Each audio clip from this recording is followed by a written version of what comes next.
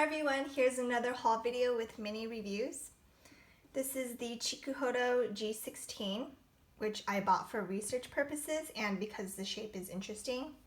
There is no other brush from Chikuhodo or any other brand quite like this with the tapered tip that has like a fat body. And this actually replaced the G9. The G9 had a long handle, and just like the GSN series, which I prefer. One of my biggest pet peeves about Fude is when the ferrule is longer than the handle. You can see that the ferrule is significantly longer than the handle, and I end up holding it at the ferrule because it's like, come on, are you kidding me? So I have to hold it like this, and my hands are pretty small too, so yeah, it really bugs me. This is considered a travel brush, hence the short handle. And the head has a round body with a very tapered tip at the top. It's designed so that you can multitask with it for powder, bronzer, blush, highlight, and contour. It's made out of dyed sokoho, and the hairs feel like the ones from the Passion series. It's generally soft enough for sensitive skin unless your skin is extremely sensitive, then I wouldn't recommend you purchasing this. And I tried it with loose setting powder, blush, and bronzer, and contour. It did not apply contour well. It's too like fat for that and too flexible for my liking. And for bronzer and blush, it was just okay. I think it works best for setting powder. Okay, so next we have the GSN 9 on the left right here. This is a gray scroll eyeshadow brush. I was actually hesitant to buy from the GSN line again as I haven't loved any of the ones I've tried. I'm glad I bought it though because it's amazing. The hairs are soft and the head is dense, very densely packed. So if you compare it to the Hakuhodo G5523, they both look like they're about the same density, but the Hakuhodo one is more fluffy. It's not as densely packed as the G9, or the GSN 9, sorry. And it's, yeah, so the short hair length and density combination make it firmer than any other gray squirrel eyeshadow brush I own. And my camera won't focus. It works perfectly for those winged out shadow looks. If you want to apply a winged effect to the outer corners with shadow, then this is the brush for you. It's like, for years I've been watching Tara Babies on YouTube, whom I love her videos. She would always apply like a winged out eyeshadow look, but I never knew how to do it because I just didn't have this brush, and I noticed that she used this specific brush to do that, so I'm really glad I picked it up. This is the brush for that kind of look, and I highly recommend this brush. Next is the GSN 5, and right here. This is actually my third time buying the brush. It's made out of dyed goat. The color of the hairs are like a dyed light yellow brown, which actually grosses me out. It straight up looks dirty to me, like foundation is already on it. It's soft, but I would rate it a 5 to 6 out of 10 in terms of softness. So those of you with extremely sensitive skin will want to pass on this brush as well. It performs better with runny liquid formulas than cream ones, and it'll eat cream foundations or bases more. It's just an okay brush to me. Yeah, and if you're familiar with the Tom Ford cream foundation brush, the head shapes are very similar, so it's like a squared shape.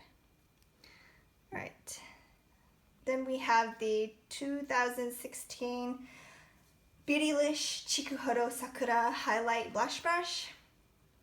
This is the Psycho version of the e.l.f. blush brush and a flatter version of the Takumi T5.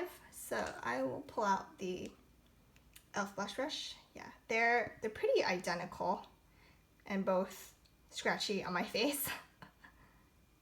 And then the Takumi T5, I will show you. It's fatter. Okay, so I do really like this shape. Like, I initially picked it up so that I could set smaller areas of my face with it and apply blush. The hairs are coarser, thicker, and more yellow than the Saikuho from the Takumi series. It's hard to tell in this lighting because white bristles never like photograph or record well, but the Takumi series hairs are softer as well. And I think Chikuhodo used a lower batch of hairs for this collaboration and perhaps most of their OEM brushes. They just like Hakuhodo probably want to save the good hairs for their own lines. And yeah, it makes sense because Hakuhodo uses the best hairs and pays more attention to making their own brushes than for their OEM brushes, like MAC, or, well, they used to make MAC. I think they make some MAC brushes still. Yeah, I would stay away from any undyed Saikuho collaborations from Chikuhodo and stick with their Christmas sets if you're looking for a high quality Fude set. The brush is very scratchy for my skin because I'm getting more and more sensitive, and it actually traumatized me because it hurts so much. But yeah, I will stick to getting the Hakuhodo J16 instead. Okay, so next we have the Hakuhodo G511 right here. This is from their new undyed mixed hair line Hakuhodo rolled out last year. I actually saw these in the Torrance showroom and in Japan, and I was kind of just like fit when I saw it. It replaced the discontinued old dyed versions. The new versions are softer and cost anywhere from $1 to $44 more, which is a very large price jump. That's US pricing. I didn't bother comparing the Japanese pricing, but I did take a bunch of screenshots and did price comparisons when they were discontinuing. Sorry, I'm running out of my voice.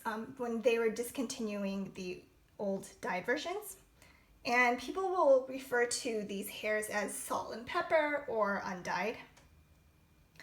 I was honestly never interested in this line. I did feel it, and like I felt it with my fingertips in the stores, and it didn't feel that much softer than the old versions, but I decided to give one a try recently, and I was wrong.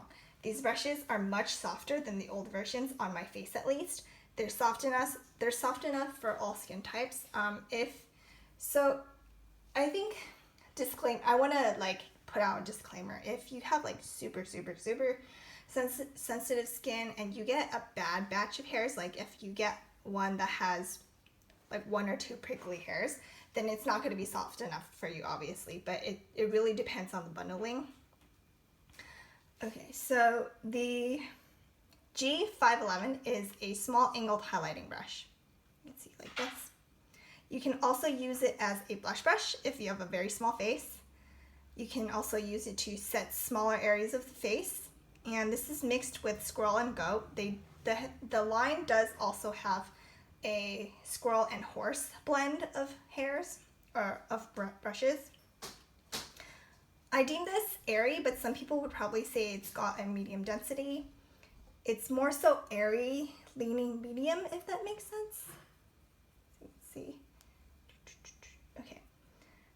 And the combination of the hair makes it give a softer finish than brushes made out of all goat or horse.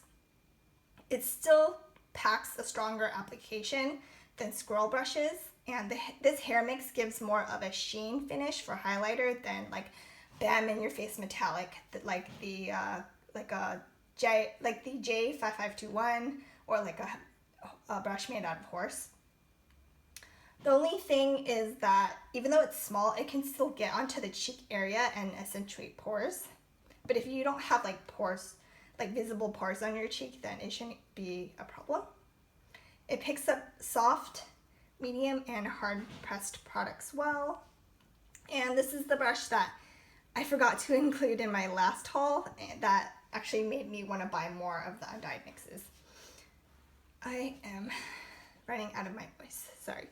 So the next one is this fan brush right here called the Hakuhodo Hakuhodo G5117344. This is from their new fan line called Ogi. And this is a small fan brush made out of undyed mix of goat and squirrel. I generally dislike fan brushes because they're too wide and cover too much surface area. Like they end up getting on my pores on my cheeks and accentuating the pores. This size, however, is great for targeted highlight. It's really small. It's about half the size of a regular sized fan brush. And the head is not paper thin like some other fan brushes. Let's see, it's hard to tell, but there you go. Okay, anyways, it does not apply as pigmentedly as the G511 since there are less hairs. It also gives more of a sheen finish for highlight as well because they're the same type of hair mix. I originally thought it would be great for nose contour as well, but it doesn't perform well in that department due to the flexibility of the head. It's like too flexible for nose contour. And you can pretty much only use this for highlight and sweeping away fallout, which is kind of disappointing. It's very soft too, so it's cute. If you like fan brushes and natural looks, then I'd recommend this one. Okay, next we have the Hakuhodo J544, which is a duo fiber foundation brush. It's a mix of goat, Chikuhodo, and synthetic fibers. And it's soft. I don't think it's very good with foundation though. It eats the product, especially cream products, just like the GSN5 does too. And I'm biased though because I prefer synthetics for liquid and cream foundation, but you can repurpose this as a blush brush for glittery blushes because the synthetic hairs at the tip will not pick up the glittery particles.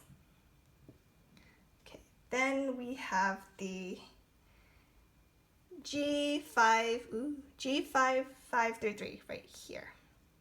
This is the blue scroll version of the J5533. Am I focusing? Okay. I initially was skeptical considering I've heard it's airy and not dense, and I don't like airy or like less dense eyeshadow brushes. I also hate the J5533, so these are the equivalents. You can see one's made out of squirrel, one's made out of goat. But it's nothing like my J5533 at all, and I got lucky with this bundling because it seems denser than my S142BK, which is right here. Sorry, it's really hard to see, but yeah, it's less flexible and has a good snap to it, which makes it wonderful for blending. See, like this, and then this one's more flexible.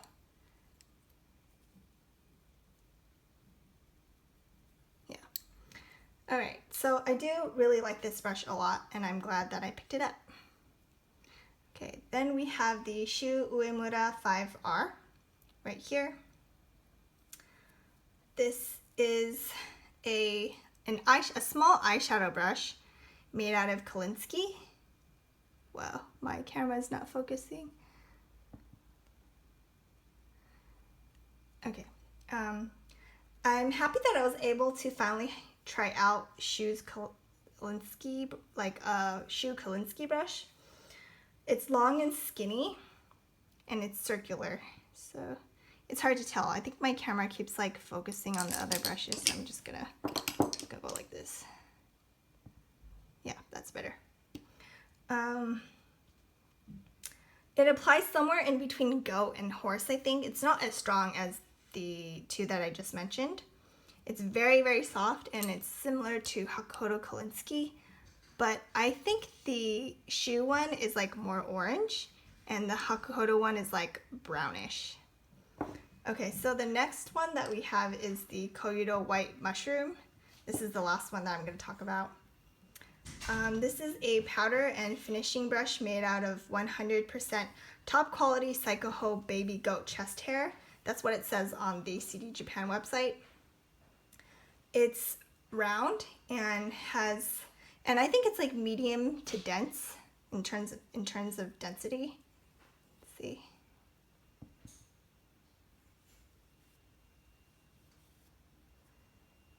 Yeah, and the hairs are 48 millimeters, which is about the same length as the Hakuhodo J104. The Hakuhodo one is 50 millimeters. Let's see. Like this. Okay, and it is flexible. It's really dense, but it still has a good amount of flexibility. You go like this. Okay, you can't see that, but yeah. The hairs were extremely soft when I first opened it. I felt like the undyed Chikuhodo they used for the, okay, so it actually felt like the undyed, what do you call it? The Ototsuho from the Fupa line, but softer, silkier, and a little finer. So for example, the Fupa 01, that kind of hair, but softer, silkier, and finer. And after washing this with Johnson & Johnson baby shampoo bar, it became less soft. So yeah, I'm gonna make an updated like cleaning video with what types of soaps and stuff I recommend, and the Johnson & Johnson baby shampoo bar I no longer recommend. So this brush applies a smooth and even layer of setting powder. It's harder to get into smaller areas of the face though, obviously, because it's so round and like not precise. It's quite a nice brush, so I would recommend to people with normal to slightly sensitive skin only. Like, since my skin is getting more and more sensitive, it feels like prickly, and yeah, so I don't recommend it to people with extremely sensitive skin. Anyways, thank you so much for watching, and I will talk to you guys later. Bye.